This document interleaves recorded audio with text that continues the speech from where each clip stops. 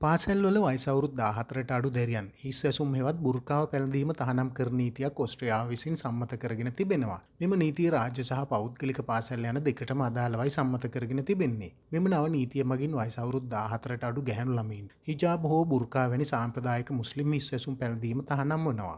මෙම තහනම් උල්ලංඝනය කරන සිසුයන් පාසල් බලධාරීන් සහ ඔවුන්ගේ නීතිමය භාරකරුවන් සමග සාකච්ඡා කිහිපයකට මුහුණ දිය යුතු අතර නැවත නැවත උල්ලංඝනය කිරීම සිදු වුවහොත් ඔවුන් ළමා හා යොවුන් සුබසාධක ඒජන්සිය හරහා දැනුවත් කළ යුතු වෙනවා. අවසාන විසඳුම ලෙස පවුල්වලට හෝ භාරකරුවන්ට යුරෝ 800ක් දක්වා දඩනීම කළ හැකියි. මෙම නීති ස්ත්‍රී පුරුෂ සමානාත්මතාවය සඳහා වූ පැහැදිලි කැපවීමක් ලෙසයි බලධාරීන් හඳුන්වන්නේ. මෙම තහනම දරුවන් 12000ක් පමණ වෙත බලපානු ඇතැයි පාර්ලිමේන්තුව පවසනවා.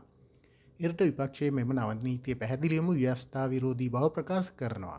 ඔස්ට්‍රියාවේ නිල ඉස්ලාමික ප්‍රජාව සඳහන් කළේ මෙම තහනම් මූලික අයිතිවාසිකම් උල්ලංඝනය කරන බවත් එය සමාජයේ බෙදීමට හේතු වන බවක්.